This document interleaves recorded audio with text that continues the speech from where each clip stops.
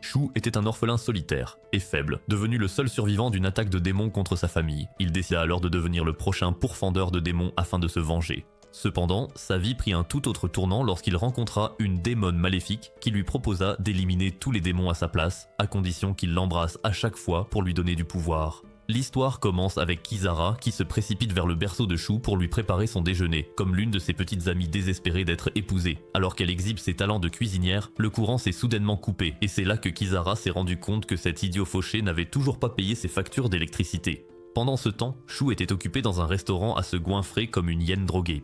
Alors que cet idiot mangeait comme un glouton, la fille de son ancien patron, Ayano, se plaignait de ses horribles habitudes alimentaires. Mais Shu, sans aucune honte, lui annonça que cela faisait 3 jours entiers qu'il n'avait pas mangé.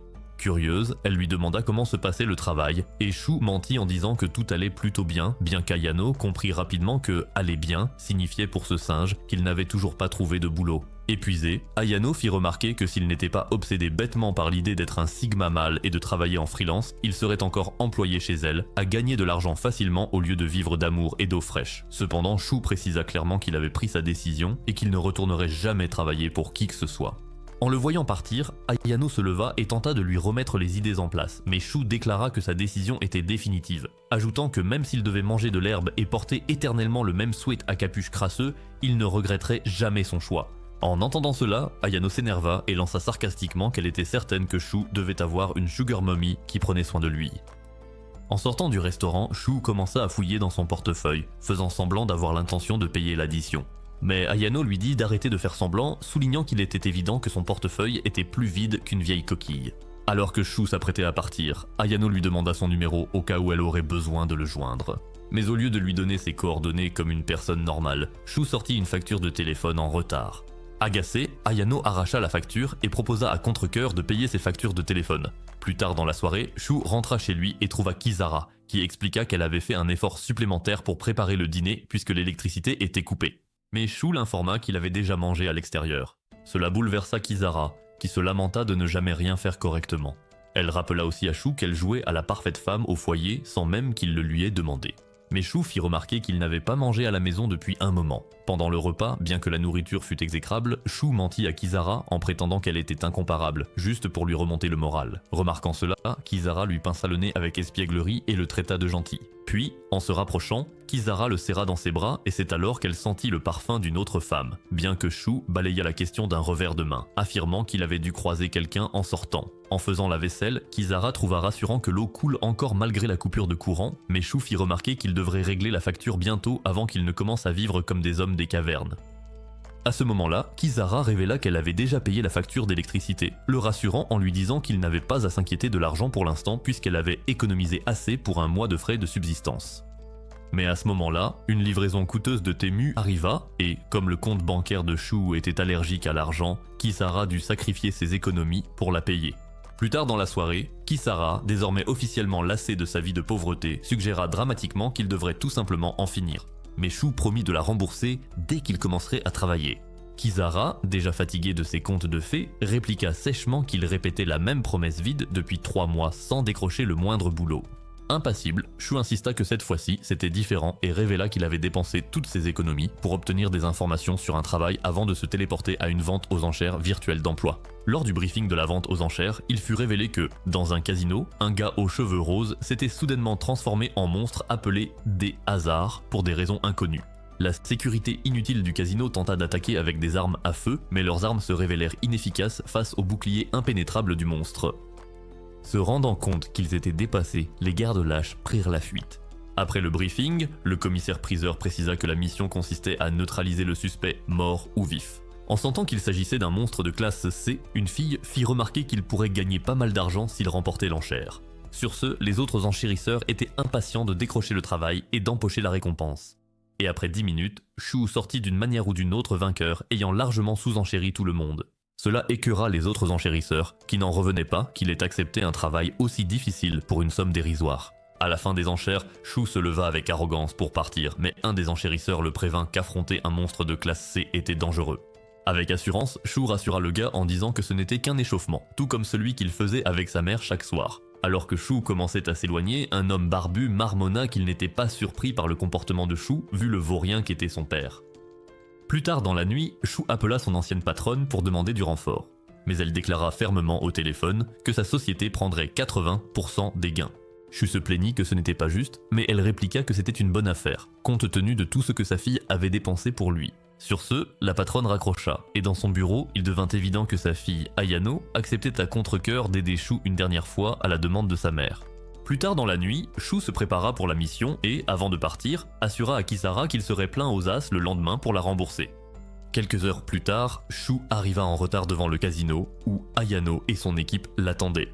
Furieuse, Ayano exigea de savoir pourquoi il était en retard, et Shu lui rappela que les mecs fauchés ne méritent ni Uber, ni bien sûr de Nana. Sur ce, ils ont fait irruption dans le casino, et en fonçant, Ayano confirma qu'il n'était là qu'en renfort, et que si Shu échouait dans sa mission, il prendrait le relais. À l'intérieur, ils se retrouvèrent face au monstre et à sa meute d'animaux monstrueux. Sans perdre de temps, Ayano et son équipe s'attaquèrent aux chiens monstrueux, les éliminant facilement. Mais le monstre invoqua d'autres créatures depuis l'abîme. Pendant ce temps, Shu se faufila dans le dos du monstre et tira, mais le monstre dévia le tir, manquant de peu de lui arracher la tête. Agacé, le monstre se concentra sur Shu. Profitant d'une brève distraction, le monstre se jeta en avant avec sa main allongée, mais Kisara surgit juste à temps, tranchant le membre et sauvant Shu. Shu demanda à Kisara si elle était toujours fâchée qu'il ait dépensé tout son argent, ce à quoi Kisara répondit qu'elle ne pouvait pas lui en vouloir, car sans elle, il serait complètement inutile. Mais le monstre régénéra alors sa main, révélant qu'il n'était pas une menace de classe C, mais bien de classe B. Voyant cela, un mercenaire demanda à Ayano s'il devait appeler des renforts, mais Ayano lui assura avec irritation qu'avec Kisara dans les parages, le monstre n'avait aucune chance. Kisara fonça alors sur le monstre, mais celui-ci lui attrapa la main et la plaqua violemment au sol. Au sol, Kisara dit à Shu qu'elle manquait de puissance, car cela faisait une éternité qu'ils n'avaient pas échangé leur fluide. Réalisant qu'il ne pouvait pas gagner sans le rituel de transfert de pouvoir, Shu accepta à contre-cœur de procéder et Kisara prit les devants, l'embrassant fougueusement. Ce rituel augmenta la puissance de Kisara, et avec sa force de mode divin et sa tenue délirante, elle trancha les familiers du monstre comme s'il n'était rien. Pendant son assaut, Kisara toucha accidentellement Ayano avec une attaque, ce qui la mit en rage, et les deux commencèrent à se chamailler. En s'approchant d'Ayano, Kisara remarqua la même odeur féminine que la nuit précédente et devint folle de rage, et bientôt les deux filles se battaient jusqu'à ce que Shu intervienne pour arrêter cette bagarre inutile. Mais Kisara se retourna alors contre lui, exigeant qu'il prouve sa loyauté en lui donnant un double des clés de son appartement. Shu tenta de lui rappeler qu'elle pouvait traverser les murs, mais cela ne fit que l'énerver davantage. N'ayant pas d'autre choix, Shu lui remit la clé, ce qui la ravit. Une fois leur nouvel arrangement conclu, Shu et Kisara se reconcentrèrent et finirent par vaincre le monstre, Shu lui portant le coup final. Lorsque le monstre tomba, le casino commença à s'effondrer, alors Kisara insista pour qu'il s'enfuit immédiatement. Mais Shu était plus préoccupé par le montant qui serait déduit de leur prime. La nuit suivante, Kisara utilisa enfin le double des clés de Shu et entra dans son appartement comme si elle était chez elle. À l'intérieur, elle le trouva affalé, dormant comme un vieil ivrogne. Voyant cette occasion en or, elle se précipita et prit quelques photos croustillantes d'eux deux ensemble. Le lendemain matin, pendant le petit déjeuner, Kisara analysa l'état de leurs finances comme une experte comptable, ce qui choqua Shu. Mais Kisara expliqua que, puisqu'ils vivaient ensemble, elle devait veiller sur sa santé et son argent. Shu lui rappela qu'il ne lui avait donné qu'un double des clés, pas un certificat de mariage. Pourtant, Kisara ignora sa remarque stupide et fit remarquer que leur compte était dans le rouge, ce qui rendrait le mois à venir difficile. Cependant, avec un sourire confiant, Shu se vanta que leurs finances allaient bientôt s'améliorer puisque la fin du mois approchait et qu'ils seraient payés pour le travail au casino. Mais Kisara brisa son enthousiasme en l'informant que son virement n'arriverait qu'à la fin du mois prochain. Néanmoins, Kisara assura à Shu qu'elle le soutenait, et plus tard, dans le métro, elle chercha un emploi à temps partiel. C'est alors que ses amies curieuses arrivèrent, remarquant immédiatement les bandages sur sa main. Naturellement, elles supposèrent que son petit ami fauché était devenu un alcoolique violent après qu'elle ait refusé d'ouvrir un OnlyFans pour payer ses dettes. Kisara tenta de rétablir la vérité, mais un véritable clown du nom de Ashisuka, président du conseil des élèves et fils à papa du maire, fit son apparition. Cet égo sur pattes attrapa la main de Kisara et exigea de savoir pourquoi elle n'était pas venue lui demander de l'aide.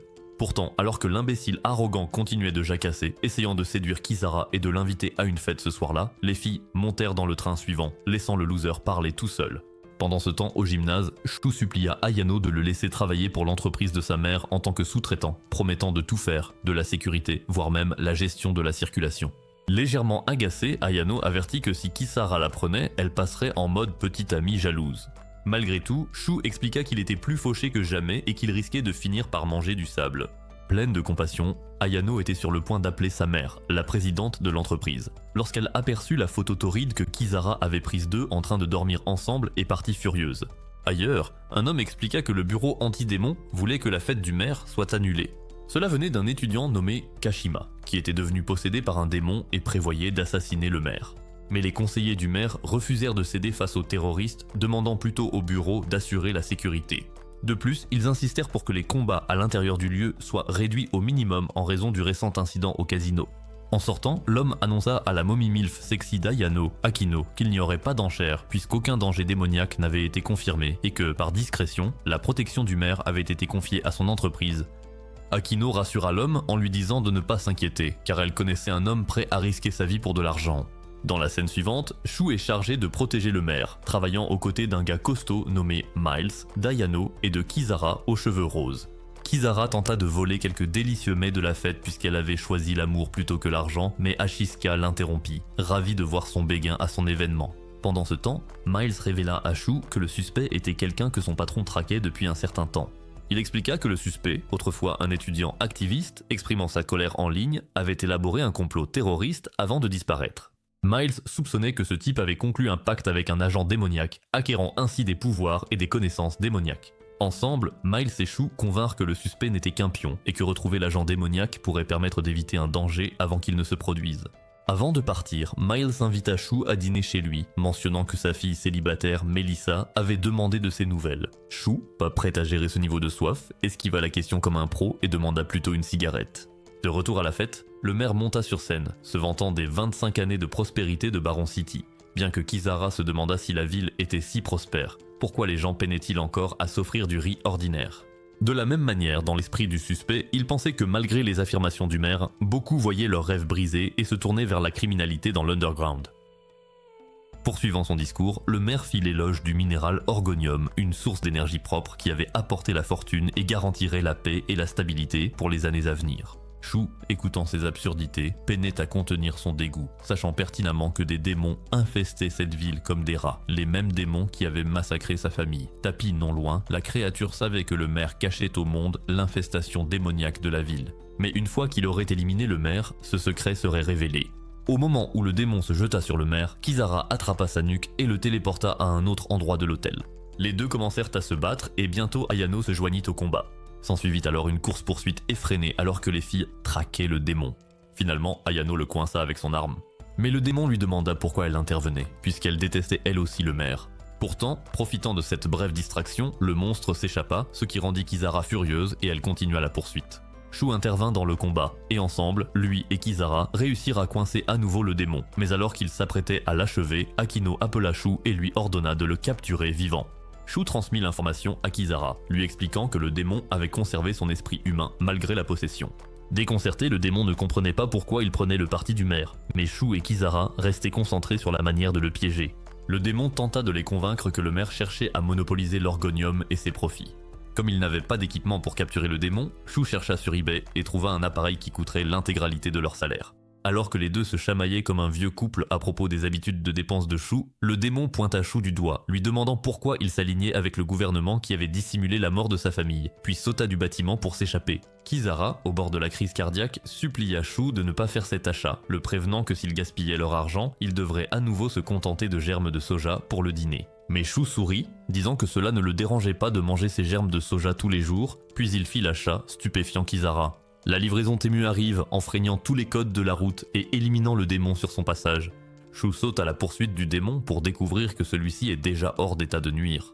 En rentrant chez eux, après la mission, Kisara demanda à Shu si les paroles du démon au sujet de ses parents le dérangeaient. En réponse, Shu dit que cela ne l'affectait pas vraiment puisqu'il avait désormais un travail pour le gouvernement. Kisara se demanda comment ils allaient survivre le mois prochain avec littéralement rien, ce à quoi Shu répondit qu'il leur restait 50 centimes. Mais Kisara rétorqua que cela ne suffirait même pas à acheter 2 sachets de germes de soja. Plus tard dans la nuit, Shu fit un terrible cauchemar où sa sœur le suppliait de la sauver tout en se faisant poignarder. Shu se réveilla en sursaut, terrifié, pour se rendre compte que ce n'était qu'un rêve, et promit de ne jamais oublier sa sœur et ses parents décédés. Shu se précipita pour récupérer une photo de sa famille défunte, et fut choqué de découvrir que Kisara avait d'une manière ou d'une autre réussi à se photoshopper dans le cadre familial. Pendant ce temps, dans un laboratoire, un scientifique fut aperçu en train de courir avec un noyau, poursuivi par quelqu'un. Au cours de la poursuite, le scientifique fut blessé par balle à la jambe et comprit qu'il risquait d'être abattu. Un agent démoniaque au téléphone lui fit une proposition, affirmant qu'en fonction de son âme, il pouvait choisir de se transformer soit en démon de classe B, soit en classe D. Mais le scientifique, terrifié, cria en demandant qu'on lui donne le démon le plus puissant. De retour dans l'appartement de Shu, alors qu'il dégustait un bol de germes de soja, Kisara l'informa que toute la ville était plongée dans le noir. Mais à ce moment-là, une lettre arriva avec une offre d'emploi. Pendant ce temps, au bureau du maire, il est expliqué que le démon nouvellement transformé était en réalité un espion d'un autre pays, à la recherche de certaines informations sur l'orgonium. Le maire n'avait aucune idée de ce qui se passait, car ce sont ses filles espiègles qui étaient responsables de la gestion des affaires. Les filles expliquèrent à leur vieux père que l'orgonium était une source d'énergie de nouvelle génération que tous les pays voudraient désespérément s'approprier. Quelque temps plus tard, au parc, Ayano retrouva Shu. Mais pendant qu'il parlait, Shu fut surpris de voir qu'Ayano portait sa robe du dimanche pour venir le voir. Cependant, Ayano expliqua qu'elle avait dû se changer en vitesse, et avait simplement pris la première robe qui lui était tombée sous la main. Allant droit au but, Shu montra à Ayano une photo du monstre de classe B, puis l'informa que lui et Kisara suffiraient à gérer la menace. Shu lui montra également une photo d'un emblème brûlé sur le site où le monstre avait été trouvé, puis dit à Ayano que c'était le même emblème qu'il avait découvert sur le terrain du casino. Cependant, Ayano était préoccupée et surprise de voir comment la petite entreprise de Shu avait pu obtenir de telles informations. Elle expliqua qu'il devait y avoir quelqu'un qui profitait de sa situation financière difficile et de sa volonté d'accepter n'importe quel travail pour exploiter le pouvoir de Kisara. Shu demanda alors à Ayano de dire à sa mère qu'il était prêt à accepter le travail et, sentant son hésitation, lui demanda de faire confiance à sa décision. Mais Ayano lui rappela toutes les fois où elle lui avait fait confiance. Il finissait toujours par la décevoir. Lors de la vente aux enchères ce jour-là, Shu remporta à nouveau l'enchère pour le bureau de Kino au prix de 200 000 $, ce qui mit les autres enchérisseurs en colère car le démon était de classe B, valant plus de 500 000 $. Cependant, à ce moment-là, le commissaire-priseur reçut l'information que la vente initiale avait été annulée suite à la révélation d'un nouvel élément. Selon cette information, le démon possédait un noyau d'orgonium situé en plein centre de son cœur. Ce noyau d'orgonium est une énergie hautement concentrée qui pourrait fournir une semaine d'électricité à toute la ville. Le commissaire-priseur fit savoir que le noyau devait être récupéré à tout prix. Par conséquent, le démon doit être capturé vivant. Cela mit Shu en colère, alors il s'opposa à l'annulation de la vente aux enchères qu'il avait remportée. Mais les autres enchérisseurs soutinrent qu'il n'avait ni les effectifs ni l'équipement nécessaire pour capturer un démon aussi puissant. Pendant ce temps, en centre-ville, un policier interrogeait Miles, lui demandant des informations à son sujet puisqu'il avait été le tuteur du garçon depuis la mort de ses parents. Miles expliqua qu'il avait été le parent d'accueil de Shu pendant environ 1 an. Le policier attira également l'attention de Miles sur le fait que Shu est le plus puissant exterminateur de démons et le seul utilisateur de démons de la ville, et lui demanda comment cela était arrivé. Ce à quoi Miles répondit clairement qu'il n'en avait absolument aucune idée. Pendant ce temps, à l'usine, Ayano et son équipe de AAA tentèrent d'immobiliser le démon chenille avec une balle de gel. De retour en centre-ville, Miles expliqua au policier que Shu avait amené la fille démon il y a 2 ans et avait immédiatement déposé une demande d'enregistrement en tant qu'entreprise d'extermination de démons auprès du gouvernement. Mais le gouvernement a rejeté leur demande d'enregistrement et Kisara a été classé comme le premier danger démoniaque de classe A de l'histoire. À ce moment-là, le démon se métamorphosa en papillon démoniaque et commença à attaquer Ayano et son équipe. Dans la salle de contrôle, Ayano informa sa mère que si les renforts n'étaient pas envoyés, il serait réduit en poussière. Inquiète pour la vie de sa fille, Akino demanda au chef s'il pouvait déployer plus de soldats. Mais l'homme refusa, affirmant qu'ils étaient déjà profondément endettés. Shu appela Akino à ce moment critique, lui demandant si elle avait besoin de son aide. Akino, la fière bouffonne, était sur le point de raccrocher avant que Shu ne la supplie de ne pas le faire. Akino lui expliqua alors que l'escouade d'Ayano était en difficulté et pouvait à peine retenir le démon. Akino révéla qu'il devait tout faire pour sauver Ayano, même si cela signifiait qu'il devait emprunter les pouvoirs d'un démon. Sur ce, Shu informa Kisara qu'ils allaient devoir se battre à pleine puissance. Kisara exigea alors de savoir ce qu'il lui offrirait en échange cette fois-ci.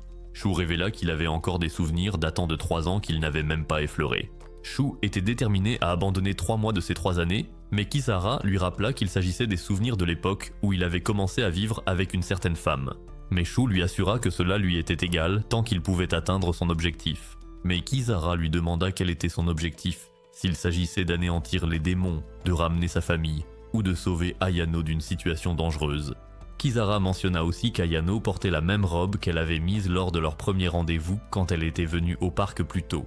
Mais soudain, Shu embrassa Kisara, et Kisara fit remarquer qu'il était le pire des hommes, prêt à étreindre une femme qu'il n'aimait pas juste pour atteindre son objectif. Kisara fit remarquer que Shu était même prêt à se débarrasser des souvenirs de la femme qu'il aimait juste pour pouvoir la sauver. Shu affirma hardiment qu'il s'en fichait, puis demanda à Kisara d'aspirer tous les souvenirs qu'elle voulait et de les transformer en ses pouvoirs. Pendant ce temps, la bataille semblait très sombre alors que le démon était sur le point d'écraser Ayano. Mais elle fut sauvée par une Kisara transformée. Kisara attaqua immédiatement le démon, mais le monstre n'était pas prêt à se laisser vaincre sans se battre. Au même moment, Shu se réveilla et découvrit un message sur sa paume qu'il s'était écrit à lui-même, lui demandant de viser Kisara. Alors que Shu se relevait et chargeait son arme, il fixa la photo de sa famille pour se rappeler son objectif. Alors, au moment où Kisara créa une ouverture, Shu tira une puissante décharge qui toucha le démon. Mais cela ne suffit pas à abattre le démon, alors Shu rechargea et tira un autre coup final qui immobilisa complètement le démon. Shu s'effondra au sol, épuisé, car avoir tiré 2 puissants coups lui avait vraiment coûté. Pendant ce temps, observant la scène de combat de l'autre côté de la rue, le policier informa Miles que chaque possédé démoniaque jusqu'à présent avait toujours perdu quelque chose. Soit leur capacité, soit des parties de leur corps, soit leur vie, ce qui le fit se demander ce que Shu avait sacrifié. Quelques jours plus tard, le bureau anti-démon se rendit dans un bâtiment pour exterminer un autre démon. Après l'avoir capturé, le personnel médical transporta plusieurs blessés dans l'ambulance. Pendant ce temps, Ayano remarqua immédiatement l'un des suspects, Tony, qui était emmené, et fut choqué en le reconnaissant. Pendant ce temps, la petite amie de l'homme blessé, également présente sur les lieux, devint agitée, pleurant sur le fait que son petit ami soit devenu un démon. Suite à cela, Ayano rencontra Linfa, la mère adjointe, et la supplia de l'aider à enquêter sur ce qui était arrivé à Tony. Linfa lui assura qu'elle parlerait au chef en son nom. Pendant ce temps, Shu, dans son appartement de célibataire fauché, étudiait le dessin d'un homme encapuchonné que l'on croyait être le cerveau derrière la récente vague de possession démoniaque. Peu de temps après, Shu et Kisara rencontrèrent Ayano et l'inspecteur adjoint Mikami du bureau anti-démon. Mikami les informa que le suspect arrêté la veille était Tony, un membre du syndicat du crime Orcas. Mikami expliqua en outre qu'Ayano avait affirmé avoir déjà vu Tony une fois auparavant à l'endroit où il se trouvait. Pour le confirmer, il montra à Shu une photo de Tony, lui demandant s'il le reconnaissait. Shu se souvint immédiatement avoir vu ce type ce jour-là, alors qu'il était avec Ayano.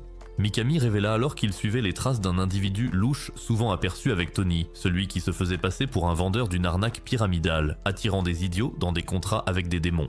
Cependant, en entendant cela, Shu s'irrita, réalisant qu'Ayano menait des enquêtes dans son dos, alors qu'il savait qu'il poursuivait le démon qui avait dégusté sa famille depuis des années.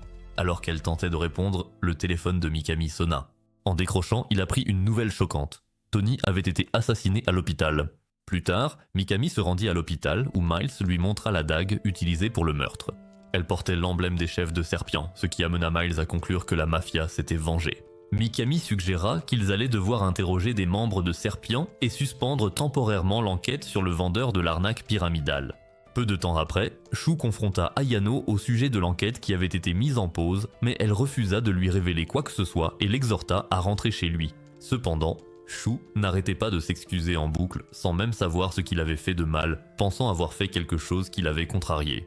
Cela ne fit qu'alimenter la colère d'Ayano, la poussant à déverser toute sa frustration accumulée sur le fait qu'il ne l'avait jamais prise au sérieux. Elle l'accusa de s'excuser sans cesse, sans jamais changer de comportement. Elle évoqua le jour où il avait ignoré son anniversaire comme s'il s'agissait d'un mardi ordinaire, sans même le reconnaître, se contentant de ses habituelles excuses à moitié sincères. Cependant, lorsqu'elle se rendit compte que ce crétin n'avait aucun souvenir de l'incident, sa frustration s'accrut. Submergée par l'émotion, elle s'enfuit, se sentant affreusement mal. Pendant ce temps, Mikami et Miles se rendirent au siège des Serpian, espérant que la mafia livrerait le coupable. Mikami entra seul à l'intérieur pour découvrir que tous les membres avaient déjà été envoyés dans l'au-delà par un meurtrier inconnu. Ailleurs, Kisara s'approcha d'Ayano alors qu'elle était encore bouleversée et commença à raconter dans les moindres détails tout ce qui s'était passé la nuit de son anniversaire. Ayano, déconcertée, lui demanda comment elle savait tout cela. Kisara révéla alors qu'elle possédait désormais les souvenirs de Shu, laissant Ayano stupéfaite. Pendant ce temps, Shu était assis seul, enchaînant les cigarettes, noircissant ses poumons encore plus que sa situation, lorsqu'une flèche portant un message vint soudain se planter dans la poubelle à côté de lui. En l'ouvrant, Shu découvrit à l'intérieur le nom du quartier général des Serpians. Alors que Kisara et Ayano poursuivaient leur conversation, Kisara expliqua que Shu était toujours à la poursuite du démon qui avait massacré sa famille. Kisara révéla que Shu avait tout sacrifié pour accomplir cette mission, c'est pourquoi il avait passé un contrat avec elle afin de vaincre les possédés démoniaques et de recueillir des informations. Suite à cela, le chef du bureau anti-démon fit son rapport au maire, déclarant qu'il soupçonnait les Orcas d'avoir échangé Tony contre un autre psychopathe dopé au démon pour riposter contre Serpian. Le chef ajouta que la police avait encerclé la planque des Orcas, mais qu'ils étaient trop froussards pour intervenir à cause de la forte probabilité qu'un possédé démoniaque s'y cache. Soudain, des coups de feu éclatèrent à l'intérieur, et tandis que les policiers restaient plantés là, morts de peur, Shu déboula à vélo tel un Ghost Rider en herbe et fit irruption à l'intérieur. Dans le bâtiment, une femme était occupée à renverser du jus rouge quand Shu se mit aussitôt à lui tirer dessus, mais elle esquiva toutes ses balles à la vitesse de Matrix. Quelques instants plus tard, elle s'échappa et Mikami entra avec la police. L'un d'eux se demanda à voix haute si tout cela avait vraiment été causé par un possédé démoniaque des Orcas, comme il l'avait pensé. Mais alors, l'un des hommes mourants prononça le nom de Maria avant de rendre son dernier souffle, leur faisant comprendre que la petite amie de Tony était la coupable de toute cette histoire. Maria s'était vengée de la mort de son petit ami, Tony, en assassinant tous ceux qui étaient impliqués dans sa mort. Pendant ce temps, alors que Ayano rentrait chez elle dans un état lamentable, Maria apparut soudainement derrière elle. Maria lança soudainement une attaque, mais Kisara intervint rapidement, sauvant Ayano. Elles échangèrent quelques coups avant que Maria ne disparaisse brusquement, les laissant perplexes quant à la façon dont elle pouvait s'échapper aussi vite. Shu demanda alors s'il y avait un miroir à proximité et leur expliqua que Maria voyageait à travers des miroirs infinis. À peine avait-il fini de parler que Maria se jeta de nouveau sur Ayano depuis un miroir derrière elle. Cependant, Ayano parvint à esquiver et tira un coup de feu sur elle. Maria disparut rapidement dans un autre miroir et alors que Kisara tentait de la poursuivre, elle se retrouva soudainement piégée à l'intérieur du miroir. Quelques instants plus tard, la police arriva avec Shu, mais le démon hasard avait déjà disparu. Plus tard, Mikami rencontra Shu et lui demanda comment il avait obtenu des informations sur le démon hasard aussi rapidement, spéculant que quelqu'un parmi les hauts placés avait dû les lui transmettre. Cependant, Shu refusa de dire quoi que ce soit. En réponse, Mikami décida de révéler la véritable histoire de ce qui était arrivé à la famille de Shu il y a 12 ans, contrairement à la version qui avait été propagée. Il y a 12 ans, une inspection de la police municipale de Oran eut lieu, accompagnée de responsables gouvernementaux. Le père de Shu, un consultant en prévention des catastrophes, avait affirmé que l'orgonium était responsable de l'apparition des démons. En conséquence, une inspection fut menée, mais c'est à ce moment-là que la tragédie ayant conduit à la disparition de sa famille se produisit. Comme seuls quelques membres de la police avaient accompagné la famille de Shu lors de ce qui devait être une simple sortie sur le terrain, il n'y eut aucun témoin de la vérité. À la place, le père de Shu fut piégé et accusé de comploter avec un démon pour transformer la ville en un monde de démons. Déterminé à laver l'honneur de sa famille, Shu avait passé des années à chercher la vérité, même si cela signifiait s'appuyer sur des informations provenant d'une source anonyme. Mikami suggéra alors que l'informateur de Shu pourrait en réalité être l'un des sbires du démon qui le manipule. Cependant, Mikami proposa qu'ils travaillent ensemble pour découvrir la véritable identité de l'informateur, suggérant que Shu pourrait peut-être l'utiliser à son avantage à la place. Shu fut surpris, ne s'attendant pas à ce que quelqu'un se soucie réellement du sort de sa famille. Peu après, Mikami et Miles partirent à la rencontre de Junya, le suspect lié à la mort de Tony et aux autres incidents de possession démoniaque. Cependant, en arrivant à son appartement, ils découvrirent qu'il avait été assassiné quelques instants avant leur arrivée. Pendant ce temps, Shu rendit visite à Ayano dans la maison sécurisée fournie par le bureau anti-démon, car elle restait la cible de Maria. Alors qu'ils discutaient de la tragédie survenue il y a 12 ans, Shu révéla qu'il pensait que sa sœur, Kana, était peut-être encore en vie car il faisait des rêves récurrents à son sujet. Il expliqua que c'était la raison pour laquelle il ne pouvait pas abandonner sa quête. En réponse, Ayano lui assura qu'elle n'essaierait plus de l'arrêter ni de s'interposer. Cependant, alors que Shu tentait de déchiffrer le véritable sens de ses paroles, sachant que les femmes disent souvent le contraire de ce qu'elles pensent, Ayano lui couvrit soudainement les yeux et l'embrassa. Pris complètement au dépourvu, Shu se demanda si elle allait lui dévorer les bijoux de famille. Ayano expliqua calmement que si les yeux de Shu reflétaient son image, Maria pourrait apparaître. Pour éviter que cela n'arrive, elle lui ferma les yeux avec sa main puis l'embrassa de nouveau. Là, sur le moment, ils commencèrent à Kayako-beme dans le froid alors qu'il pleuvait dehors. Pendant ce temps, l'eau d'une fuite dans le toit s'accumulait sur le sol, créant un reflet d'Ayano. Profitant de l'occasion, Maria surgit soudainement du reflet et frappa le canapé où Shu et Ayano étaient en train de faire avancer leur intrigue. Cependant, au moment où elle attaqua, ils s'étaient déjà déplacés ailleurs. Avant que Maria ne puisse faire un autre mouvement, Kisara apparut et l'affronta en combat.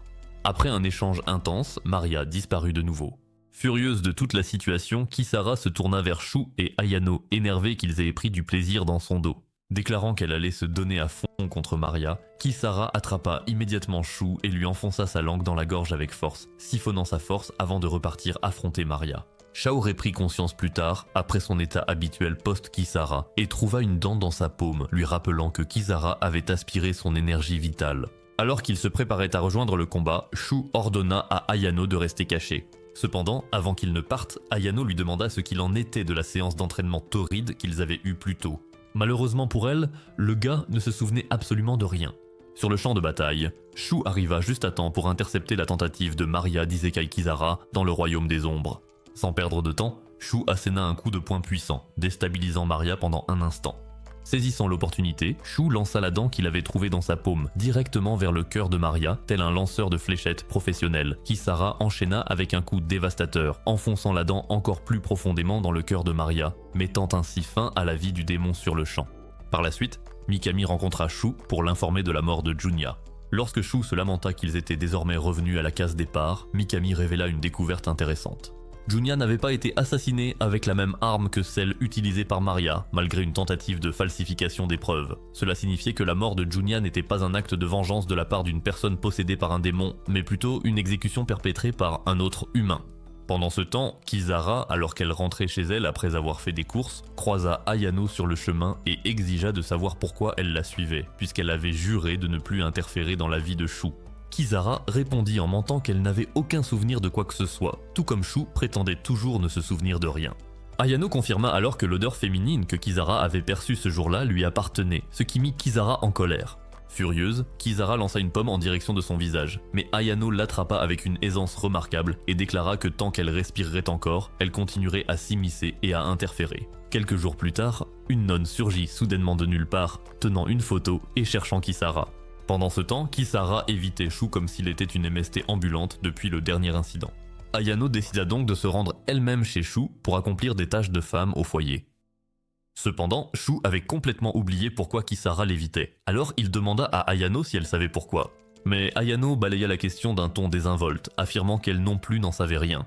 Ayano demanda alors à Shu s'il comptait participer à la prochaine vente aux enchères, mais Shu répondit que même s'il le voulait, il était inutile tout seul sans l'aide de Kisara.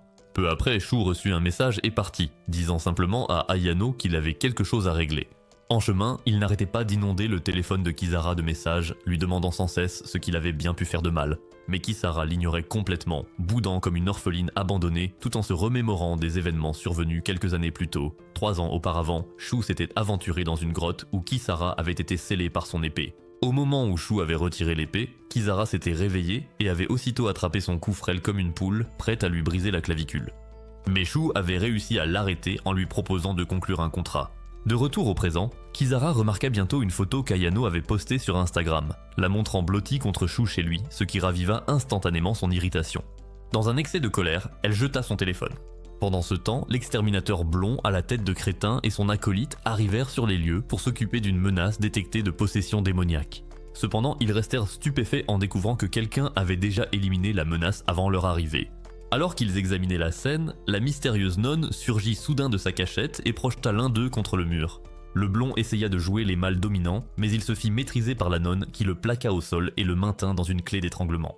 La nonne lui colla alors la photo sous le nez, lui demandant s'il savait où se trouvait Kisara. Avant même que le bouffon ait pu répondre, un groupe de soldats mal entraînés des exterminateurs de démons fit irruption. Et malgré la présence de l'un des leurs sur la trajectoire, ces idiots se mirent à tirer partout comme s'ils jouaient à Call of Duty. Sans hésiter, la nonne utilisa alors le blond comme bouclier humain avant de s'échapper rapidement par la fenêtre. Pendant ce temps, Shu retrouva l'informateur qui lui fournissait des renseignements exclusifs et exigea de connaître sa véritable identité. L'informateur cependant lui dit simplement de vérifier la poubelle d'abord. Déconcerté mais intrigué, Shu fouilla dedans et en sortit ce qui ressemblait à une tablette Samsung Galaxy de première génération. Sur son écran fissuré, Shu regarda des images granuleuses montrant la nonne en train de passer à tabac ses collègues.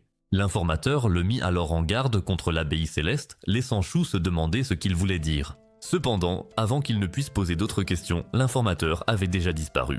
L'apercevant au loin, Shu se lança immédiatement à sa poursuite pour se rendre compte que Miles et Mikami avaient également écouté leur conversation en cachette et se lançaient eux aussi à sa poursuite. Malgré leurs efforts, l'homme parvint à s'éclipser. Suite à cela, le comité des exterminateurs de démons a tenu une réunion virtuelle où le chef Ashiya, directeur du bureau anti-démons, a présenté un rapport sur la récente attaque. Cependant, il a délibérément caché l'identité de la nonne, se contentant de conseiller à tout le monde de rester prudent. Après la réunion, Shu rencontra Akino en privé pour lui faire part de ce qu'il avait appris et l'interrogea au sujet de l'abbaye céleste. Akino, légèrement agacé, lui rappela qu'elle lui avait déjà expliqué d'innombrables fois ce groupe lorsqu'il travaillait avec eux. Cependant Shu, l'idiot amnésique, n'en avait aucun souvenir. Soupirant, Akino expliqua une fois de plus que l'abbaye céleste était une immense organisation d'exorcistes basée en Europe, la plus grande au monde dont le seul but était de rendre la vie infernale aux démons partout sur la planète. Plus tard dans la nuit, alors qu'Akino terminait son travail, la nonne, Sharon, surgit soudainement et exigea de savoir où se trouvait Kisara. Lorsque Akino refusa de répondre, Sharon se prépara à lui soutirer l'information par la force. Mais avant qu'elle ne puisse frapper, Ayano arriva et ouvrit immédiatement le feu. Les deux filles s'engagèrent alors dans un combat rapproché, Sharon éclatant soudainement de rire en plein milieu de l'affrontement. Agacée, Ayano lui demanda ce qu'elle trouvait si drôle. En réponse, Sharon fit remarquer que le style de combat d'Ayano ressemblait à celui de Shu, suggérant qu'elles avaient dû être entraînées par le même instructeur ou qu'elles avaient regardé les mêmes tutoriels sur YouTube. Mais Ayano commença à bugger comme un PNJ mal programmé, pensant que Sharon faisait allusion à sa liaison intime avec Shu. Sharon proposa alors de partir si elle dénonçait la cachette de Shu ou de Kisara. Mais Ayano n'est pas une balance, alors Sharon révéla qu'elle avait volé le téléphone d'Ayano pendant la bagarre. Avant qu'Ayano ne puisse réagir, Sharon s'enfuit en courant, la laissant bouillonner de frustration. Pendant ce temps, le téléphone de Kisara, qu'elle avait jeté plus tôt dans un accès de rage, se mit soudainement à vibrer sous une avalanche de notifications. Agacé par quiconque osait perturber sa séance de bouderie, Kisara le ramassa furieusement, pour être aussitôt frappé de stupeur en découvrant des messages de nul autre que Sharon, la nonne elle-même. Au même moment, Ayano appela immédiatement Shu pour l'avertir de ne pas rentrer chez lui, car sa localisation avait probablement été compromise. Malheureusement pour lui, il se tenait déjà juste devant son appartement, pointant son gros pistolet vers la porte. Avant que Shu ne puisse comprendre ce qui se passait, Sharon lui lança soudain un coup de pied direct, l'envoyant valser hors de l'immeuble. Hébété et complètement perdu, Shu eut à peine le temps de reprendre ses esprits avant que Sharon ne le frappe à nouveau d'une rafale de coups de pied et de poings implacables, le projetant au sol. Alors qu'elle le maintenait au sol, elle se pencha vers lui et fit remarquer que cela faisait un moment. La dernière fois qu'ils s'étaient vus, c'était il y a 3 ans, quand il avait nettoyé sa jante et l'avait essuyée. Sans attendre sa réaction, Sharon commença à lui marteler le visage à coups de poing, comme si elle voulait l'envoyer dans la semaine suivante. Cependant, avant qu'elle ne puisse continuer à le frapper comme Mike Tyson, Kisara surgit avec une attaque surprise, projetant Sharon loin de lui. Elles commencèrent à s'insulter, et Sharon rappela à Kisara comment elle avait perdu contre elle et Shu par le passé, lorsqu'il l'avait capturée pour la première fois. Sharon et Kisara se mirent à se battre comme des rivales toxiques, et après une série d'échanges intenses, Ayano arriva sur les lieux avec son équipe. En réalisant qu'elle était en infériorité numérique, Sharon s'enfuit immédiatement. Sans perdre une seconde, Kisara se précipita vers Shu, inconscient, et tenta de l'embrasser. Mais Ayano intervint rapidement, attrapa Kisara par les cheveux et la prévint de ne pas aggraver la situation. Le lendemain, alors qu'il était encore inconscient, Shu fit un cauchemar à propos de sa sœur mourante. Pendant ce temps, Kisara et Ayano entamèrent une conversation au sujet de son passé avec Sharon. Kisara révéla que Shu et la nonne s'étaient un jour associés pour la capturer. Cependant, alors que Shu voulait la garder en vie, Sharon était déterminée à l'éliminer. Un jour, alors que Shu et Sharon étaient occupés à se battre violemment, Sharon tenta de poignarder Shu dans le dos, mais Shu la drogua et s'enfuit avec Kisara. En entendant cela, Ayano ne put s'empêcher de se demander comment ce crétin avait bien pu Kayako la nonne. Pendant ce temps, Sharon était montée à bord d'un bateau, se dirigeant vers le milieu de l'océan avant d'embarquer finalement sur un cargo qui transportait la combinaison dont elle avait besoin. Se frayant un chemin à travers les gardes de sécurité aussi facilement que l'on pirate un compte méta, elle localisa rapidement l'équipement. Sans hésiter, elle abandonna son costume de nonne, laissant l'équipement l'engloutir entièrement. Le lendemain, Mikami et Miles arrivèrent sur les lieux pour inspecter la situation. Alors qu'ils spéculaient sur les raisons pour lesquelles Sharon avait volé un tel équipement, un expert en criminalistique découvrit une étrange substance, l'identifiant comme une fibre musculaire de démon. Plus tard, les deux hommes rencontrèrent le chef Ashia pour discuter de leur découverte. Mills demanda pourquoi Sharon avait apporté un morceau de démon, ce à quoi Mikami suggéra qu'elle pensait probablement la même chose que Shu, utiliser un démon pour en vaincre un autre. Ailleurs en ville, Kisara reçut un message de Sharon lui demandant de se rendre à un endroit précis. À son arrivée, elle fut confrontée à un immense incendie déclenché par la combinaison de Sharon renforcée par des pouvoirs démoniaques, ce qui la laissa sous le choc. Sans perdre de temps, Kisara se précipita immédiatement à couvert. Sharon poursuivit son assaut implacable, mais Kisara fonça droit sur elle et la frappa avec son épée, insensible à l'attaque, puisque les balles en plomb n'avaient aucun effet sur les démons.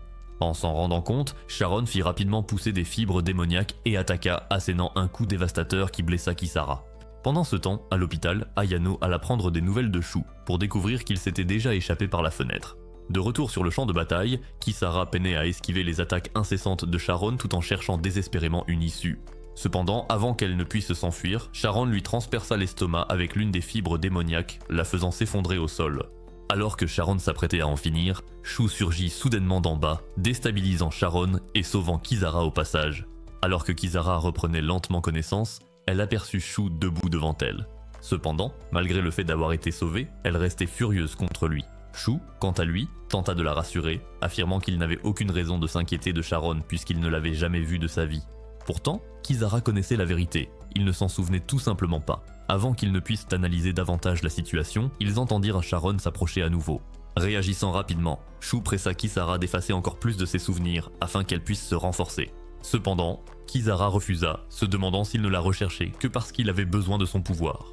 En réponse, il mentit effrontément, lui disant que c'était parce qu'elle était mignonne, même s'il était évident qu'elle avait une tête de laboubou.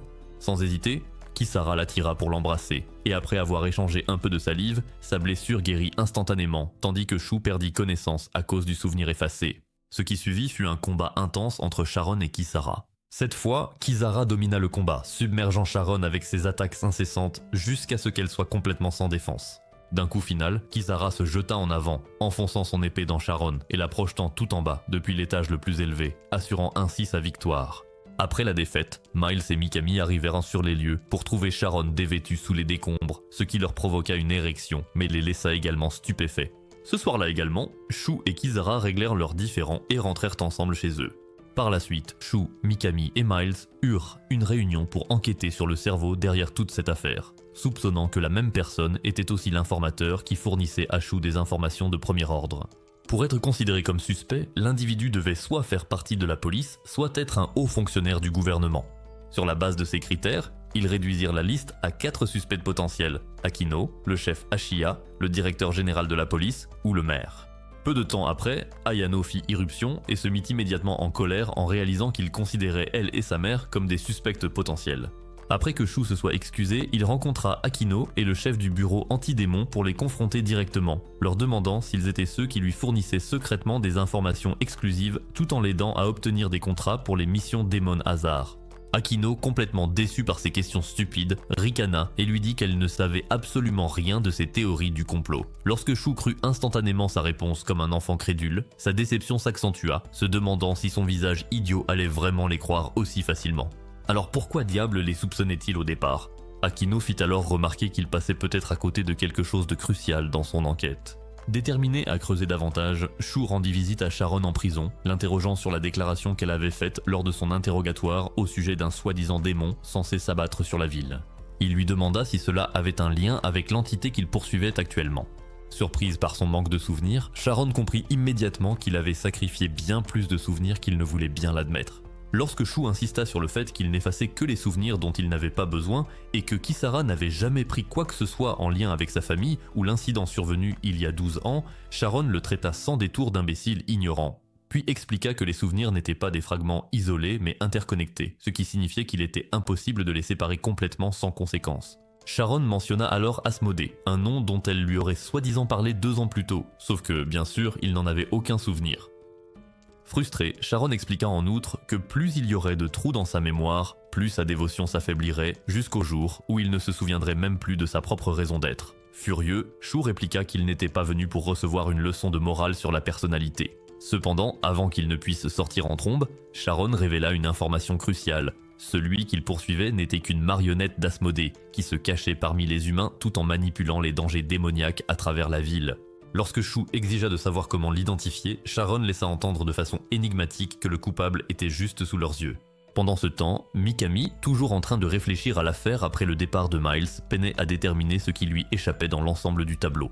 Il en conclut que seule une personne disposant d'une autorisation de haut niveau, ou quelqu'un ayant été présent à chaque moment crucial, aurait pu orchestrer le tout avec une telle perfection. Dans un éclair de lucidité, Mikami rassembla tous les éléments du puzzle.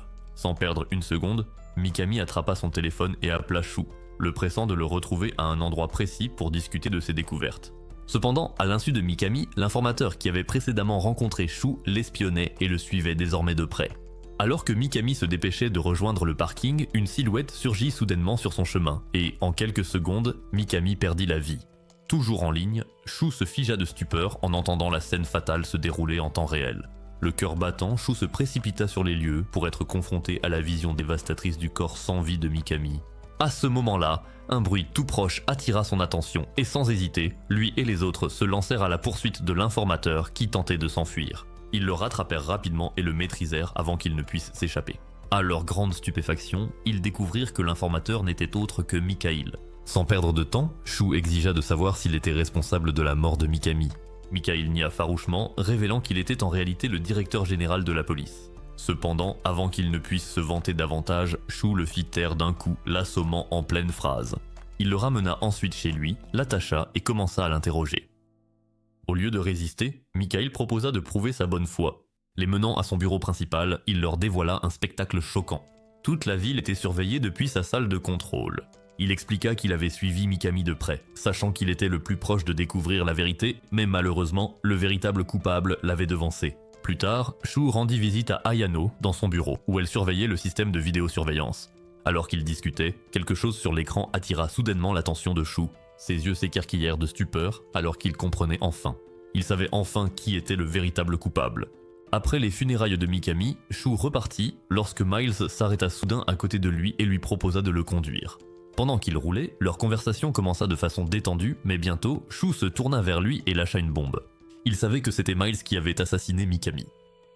En réponse, l'emblème sur le bras de Miles se mit immédiatement à briller. Sachant que sa couverture avait été découverte, Miles adopta aussitôt une attitude odieuse, faisant remarquer que la prime sur sa tête devait bien atteindre 1 million de dollars. Cependant, alors qu'il remarquait le bus d'Akino les suivre, il ne se doutait pas qu'elle avait remporté l'enchère pour sa capture avec seulement 1 dollar. Apparemment, sa tête dégarnie n'avait été estimée qu'à 100 centimes.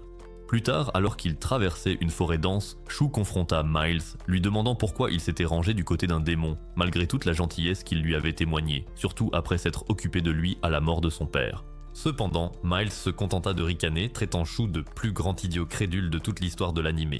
Contrairement à Mikami, qui s'était servi de son cerveau d'Albert Einstein pour reconstituer toute la vérité avant sa mort prématurée, Shu était resté dans l'ignorance totale. Mikami avait découvert, juste avant sa mort, que Miles s'était associé à un démon il y a 12 ans, lorsque sa fille était tombée gravement malade et avait eu besoin d'un donneur compatible pour survivre. Ce faisant, il avait également mis au jour l'implication de Miles dans le drame familial de Shu.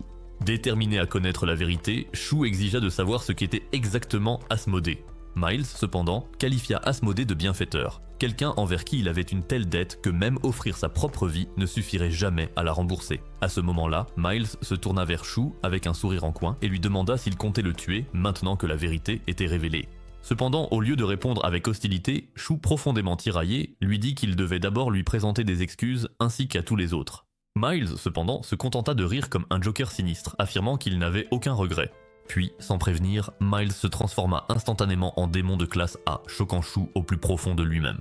Alors que les autres lançaient immédiatement une attaque contre lui, Shu resta à l'écart, peinant à assimiler tout ce qui venait de se passer. Remarquant son hésitation, Kisara apparut à ses côtés et lui demanda s'il comptait rester en retrait cette fois-ci.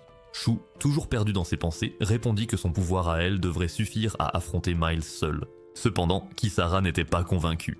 Elle lui rappela ce qu'il avait ressenti lorsque Mikami avait été assassiné, ravivant ainsi sa détermination à mener ce combat jusqu'au bout. C'est alors que Sharon arriva de façon inattendue, rejoignant la mêlée. Kisara, prise de court, se tourna immédiatement vers Shu et exigea de savoir s'il était celui qui l'avait libéré. Shu admit que Sharon avait accepté de faire équipe avec eux à 2 conditions, sa liberté et les souvenirs de la marionnette d'Asmodée. Il révéla alors son plan. Il voulait que Kisara draine jusqu'au dernier souvenir de l'esprit de Miles. Cependant, Kisara hésita, le prévenant qu'en agissant ainsi, elle risquait de mettre fin à la vie misérable de Miles. Impassible, Shu insista pour qu'elle utilise tout son pouvoir afin de l'achever, offrant en échange tous les souvenirs qu'il avait de Miles. Kisara hésita, se rappelant l'avertissement de Sharon plus tôt au sujet des dangers de la perte de mémoire. Cependant, Shu resta déterminé, déclarant que si tel était le prix à payer pour vaincre Miles, alors qu'il en soit ainsi. Sans un mot de plus, il attrapa Kisara et l'embrassa, scellant ainsi leur accord. Quelques instants plus tard, Kisara, désormais bien plus puissante, fonça sur Miles et l'affronta dans un combat intense. Pendant ce temps, alors que Shu reprenait connaissance, il remarqua un mot écrit sur sa paume. Il y était écrit que le démon était responsable de la mort de Mikami. Cependant, en le lisant, il se sentit envahi par une colère inexplicable, réalisant qu'il n'était même plus capable de se souvenir qui était Miles. Alors que le combat féroce entre les deux démons faisait rage, les deux combattants étaient épuisés. Pourtant, malgré leur fatigue, ils se jetèrent l'un sur l'autre une fois de plus.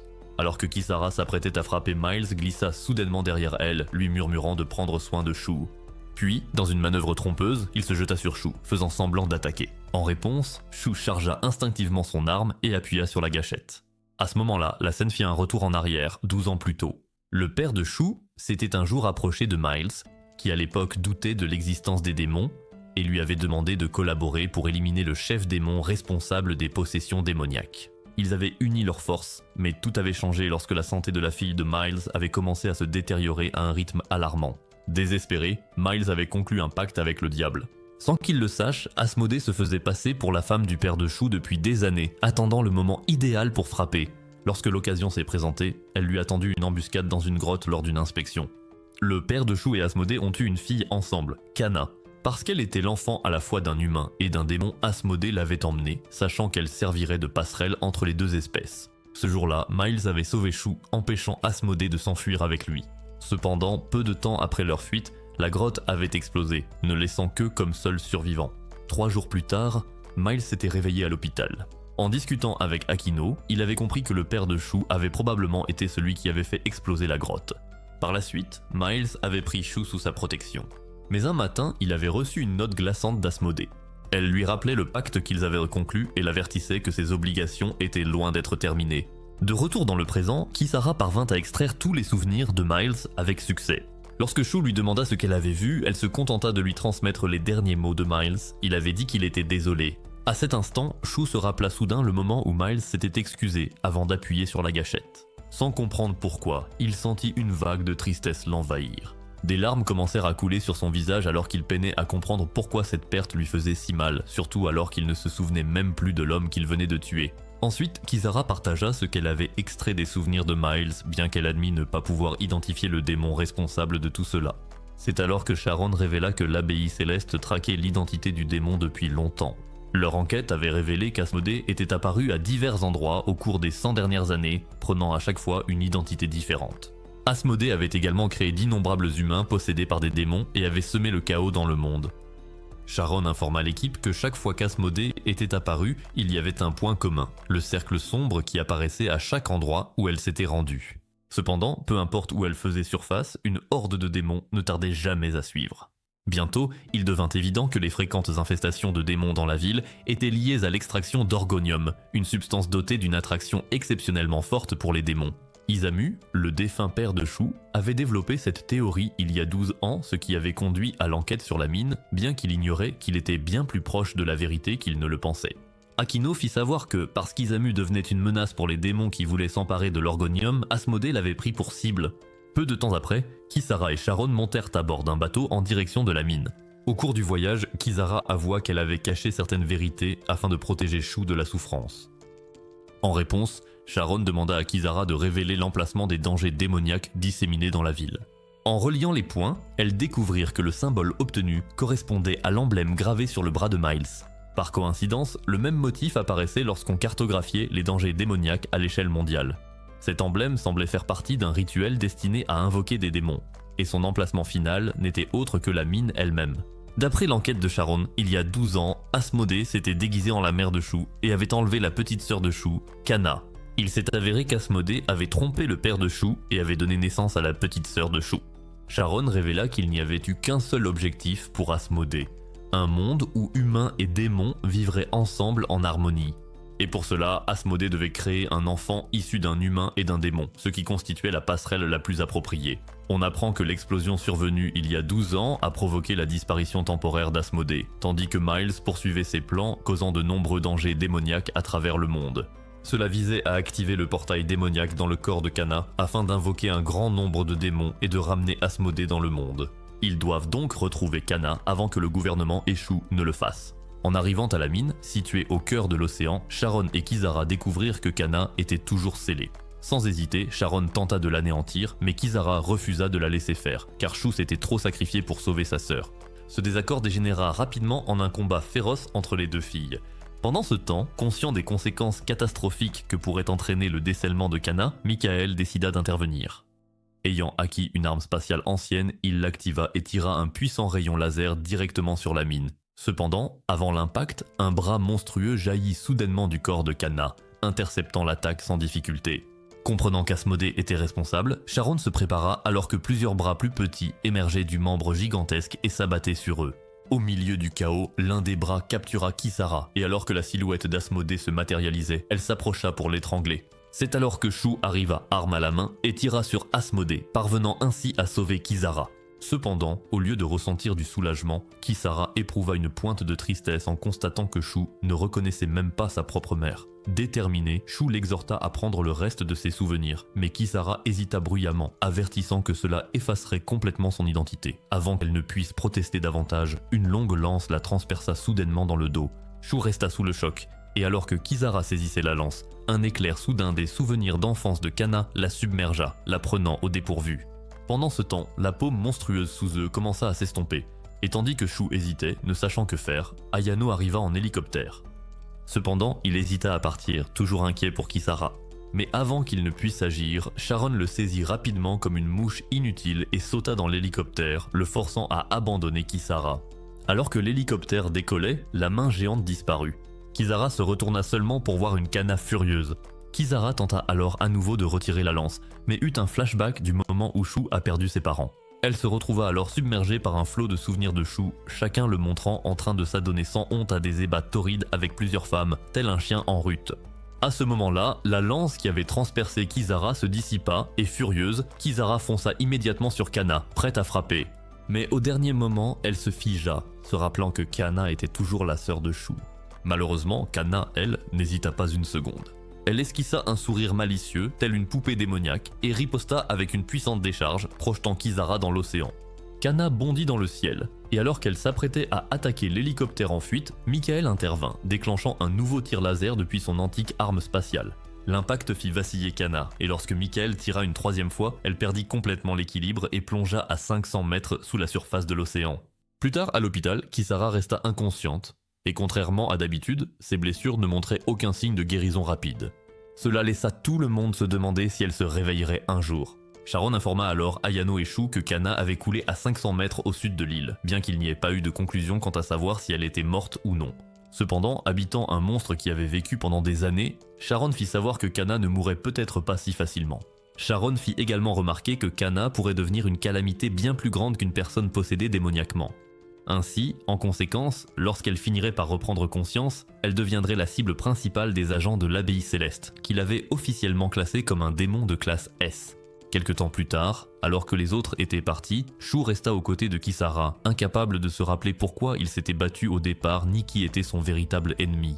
Perdu dans ses pensées, il se surprit à rêvasser intensément, s'imaginant s'enfuir avec Kisara sur une île déserte, abandonnant tout et tout le monde derrière eux. À ce moment-là, Kisara se réveilla enfin, surprenant ses divagations délirantes. Amusée, elle le rassura en lui disant qu'elle prendrait soin de lui s'ils partaient ensemble.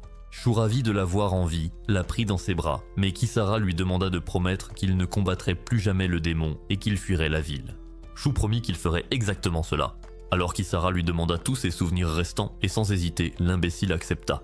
Mais alors qu'ils s'apprêtaient à s'embrasser, Kisara lui rendit soudainement tous ses souvenirs et sans prévenir, rompit entièrement leur contrat.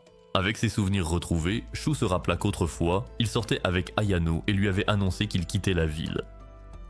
En entendant cela, Ayano pleura, le suppliant de ne pas partir, mais Shu expliqua que son père lui avait un jour dit qu'il avait un parent éloigné qui était à moitié démon et à moitié humain. Dans la scène suivante du passé, on voit Shu demander de l'aide à Sharon pour anéantir son parent démon éloigné qui était piégé dans la grotte, ce que Sharon accepta. Mais ce n'était pas l'intention initiale de Shu. En entrant dans la grotte, le cousin éloigné s'avéra être Kisara, et après l'avoir libéré, Shu empoisonna Sharon et s'enfuit avec Kisara. Shu forma alors un pacte de sang avec Kisara, puis ensemble, ils voyagèrent jusqu'à Barren City pour commencer une nouvelle vie. Shu l'impliqua dans le business d'extermination de démons, et il ne tarda pas à ouvrir sa propre entreprise. Cependant, cela ne fit qu'attiser la jalousie d'Ayano. De retour dans le présent, après avoir retrouvé la mémoire, Shu fut immédiatement confus et se sentit trahi, exigeant de savoir pourquoi elle avait fait cela. Mais au lieu de répondre, Kisara le regarda simplement et exigea de savoir qui il était. Pendant ce temps, Kana se réveilla et déclencha une explosion massive à l'aéroport de la ville, révélant tous les secrets cachés du gouvernement concernant les démons. Au même moment, Shu, toujours à l'hôpital avec Kisara, se rendit soudain compte que tous ses souvenirs de sa vie misérable lui étaient revenus. Cependant, ce n'était pas tout. Kisara lui avait également donné tous ses propres souvenirs, se retrouvant elle-même aussi vierge qu'un bébé d'un jour. Shu comprit rapidement que Kisara n'avait converti aucun des souvenirs qu'il lui avait donnés en pouvoir. Au lieu de cela, elle avait utilisé tous ses propres souvenirs d'avant leur rencontre. Submergé par l'émotion, il éclata en larmes et la serra fort dans ses bras pour la remercier d'un tel sacrifice. Cependant, Kisara, désormais dépourvue de tout souvenir, n'avait aucune idée de ce dont il parlait. Déterminé, Shu fit une promesse, affirmant que c'était désormais à son tour de la protéger. En signe de ce nouveau contrat, il lui déposa un doux baiser sur le front avant de prendre son arme et de partir. Pendant ce temps, à la périphérie de la ville, l'armée lança une attaque acharnée contre Kana, tentant de l'empêcher de mettre un pied en ville.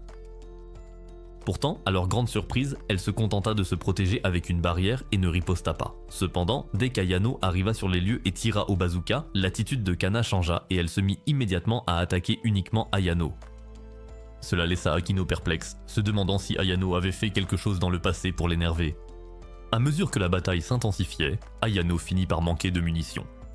Alors que Kana se tenait devant elle, prête à lancer une attaque finale dévastatrice, Shu arriva juste à temps pour la sauver.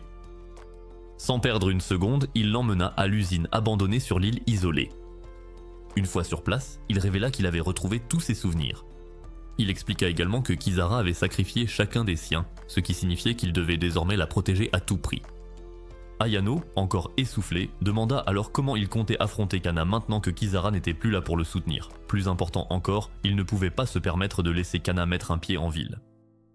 En réponse, Shu exposa son plan. Ils attireraient Kana dans l'usine afin de minimiser les pertes civiles.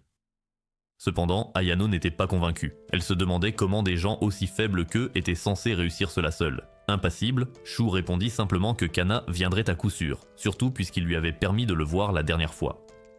Ayano restait mal à l'aise face au plan, mais avant qu'elle ne puisse protester davantage, Sharon fit son apparition et lâcha une révélation choquante. Kana n'en avait pas après Shu. En réalité, elle en voulait à toutes les filles qui avaient gobé son paf sans distinction. Sharon expliqua en outre que Kana avait été lié à Shu à travers ses rêves. En fait, elle avait tout observé de ce qu'il avait fait au cours des 12 dernières années. Un peu plus tard, Shu retrouva sa sœur la tarée pour avoir une conversation sincère. Il lui confia qu'il avait passé des années à la chercher, tout cela dans le but de la sauver. Il avoua même qu'il avait emprunté le pouvoir d'un démon, rien que pour la retrouver. Puis, d'une voix ferme, il déclara qu'il allait la sceller à nouveau afin qu'ils puissent vivre ensemble paisiblement en ville. À ce moment-là, il claqua des doigts. Instantanément, Sharon passa à l'action et attrapa Kana avec sa combinaison renforcée par des pouvoirs démoniaques. Au bon moment, Ayano tira avec son bazooka, frappant Kana de toute sa force. Sans perdre une seconde, Shu se précipita pour l'attaquer avec son épée. Cependant, Kana bloqua rapidement l'attaque et se libéra de l'emprise de Sharon. Ce qui s'ensuivit fut un combat intense entre le frère et la sœur. Après une série d'échanges acharnés, Shu trouva enfin une ouverture pour porter un coup décisif. Cependant, alors qu'il s'apprêtait à attaquer, Kana se mit soudain à verser des larmes, les yeux remplis de tristesse. Cette vision inattendue fit hésiter Shu une fraction de seconde, juste assez longtemps pour qu'elle en profite et l'envoie s'écraser au sol. Pendant ce temps, à l'hôpital, Kisara se leva de son lit de façon inattendue. Guidée par un instinct inexplicable, elle se dirigea vers le champ de bataille. Lorsqu'elle arriva enfin sur les lieux, elle jeta un coup d'œil à sa paume où un message avait été écrit. Il disait « Crois en lui et combattez ensemble ». Kana se précipita immédiatement vers Shu une fois de plus, déterminée à mettre fin à sa misérable vie. Mais Sharon intervint à la dernière seconde et lui sauva la vie. Ayano tira sur Kana avec son bazooka mais elle bloqua le tir sans effort grâce à une barrière. Shu enchaîna avec une attaque de son épée mais il fut aussitôt projeté au loin par Kana. Alors qu'elle avançait vers lui, Ayano ouvrit le feu désespérément, ce qui irrita Kana qui reporta aussitôt son attention sur elle. Cependant, au moment où Kana s'apprêtait à frapper, Kisara l'intercepta soudainement, bloquant l'attaque. S'ensuivit un combat intense entre les deux, laissant Shu sous le choc, se demandant si Kisara avait retrouvé la mémoire. Cependant, Sharon coupa rapidement court à cette idée, lui assurant que ses souvenirs étaient toujours perdus. Toujours confus, il se demanda pourquoi Kisara se battait pour lui, tout simplement. Après un certain temps, il eut enfin l'occasion de l'approcher et de lui expliquer que Kana était sa sœur et qu'il fallait la capturer vivante. Lorsque Kisara demanda comment ils étaient censés y parvenir, elle révéla que leur seule option était de la sceller alors qu'elle était encore en vie en plantant la copie d'Excalibur de Kisara droit dans son cœur.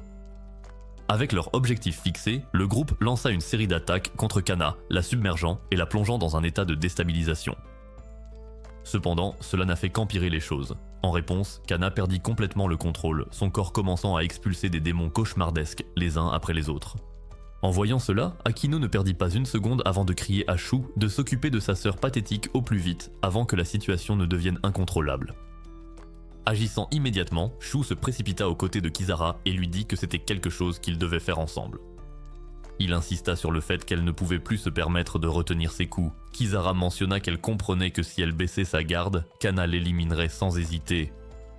Shu lui demanda si elle était assez forte pour affronter Kana, ce à quoi Kisara répondit qu'elle n'en était même plus sûre, car elle ne savait même plus qui elle était. Sans hésiter, Shu lui attrapa le visage et lui injecta sa salive dans la bouche, augmentant instantanément sa force. Kana, voyant son frère embrasser une autre fille sur les lèvres, perdit les pédales et lança une énorme décharge d'énergie sur eux. Mais Kisara, désormais débordante d'une nouvelle puissance, la dévia rapidement. Cela marqua le début du deuxième round. Pendant ce temps, le reste des exterminateurs de démons continuaient d'attaquer Kana, mais la petite diablesse était bien plus concentrée sur son combat contre Kisara. Les deux filles, maintenant dans le ciel, commencèrent à croiser leurs armes à une vitesse incroyable. Shu cria immédiatement à Kisara, lui demandant d'amener Kana plus près. Kisara réussit donc à immobiliser Kana, la maintenant en place juste assez longtemps pour que Shu puisse tirer avec son arme spéciale, projetant Kana violemment au sol. Alors que la poussière retombait, une énergie inquiétante jaillit soudainement de son corps. Quelques instants plus tard, le bras monstrueux réapparut, cette fois avec Asmodée posé dessus, faisant une entrée des plus remarquées. Cependant, avant qu'elle ne puisse terminer son entrée, Kisara ne perdit pas une seconde pour lui offrir une sortie tout aussi spectaculaire en plantant son épée profondément dans l'immense paume jusqu'à ce qu'elle disparaisse complètement. Enfin, Kana fut scellée à jamais. Ensuite, Kisara se tourna vers Shu et lui demanda de prendre soin de sa sœur, avant de s'éloigner vers un endroit isolé pour réfléchir à sa vie. Peu de temps après, Ayano et Sharon la retrouvèrent, et Kisara se confia à eux, admettant qu'elle n'avait aucune idée de ce qu'elle devait faire désormais. Sharon fit remarquer que même après avoir perdu la mémoire, Kisara restait une menace. Ayano demanda alors si l'abbaye continuerait à traquer Kisara après tout ce qui s'était passé, ce à quoi Sharon révéla que l'abbaye n'abandonnerait jamais tant que Kisara ne serait pas exterminée. À ce moment-là, Kisara fit remarquer qu'elle craignait que sa vie soit constamment en danger, étant donné qu'elle était un démon vivant dans le monde des humains. Cependant, Ayano la serra soudainement dans ses bras, la prenant par surprise avant de lui assurer qu'elle n'avait rien à craindre. Pendant ce temps, Shu retrouva une nouvelle fois sa sœur. Par la suite, la paix fut enfin rétablie dans la ville, la menace démoniaque ayant été complètement éradiquée. Cependant, par crainte d'une nouvelle invasion démoniaque, Kana fut enfermée au fond de la ville afin de s'assurer qu'elle reste scellée. Sharon retourna finalement dans son pays, tandis que Shu se rendit sur la tombe de ses parents, jurant de restaurer leur honneur et d'aider Kana à grandir en tant qu'humaine. Ensuite, lui et Kisara rentrèrent ensemble à la maison, Kisara acceptant enfin son nouveau monde et tout ce qu'il impliquait. À leur arrivée à la maison, Shu ne perdit pas de temps pour tenter sa chance avec elle, et alors que les choses commençaient à s'intensifier, ils aperçurent soudain Kana en train de dévorer de la nourriture comme une gloutonne. Elle s'était échappée de prison. Mettez un pouce bleu à cette vidéo si elle vous a plu, et si vous souhaitez d'autres résumés comme celui-ci, n'oubliez pas d'activer la cloche.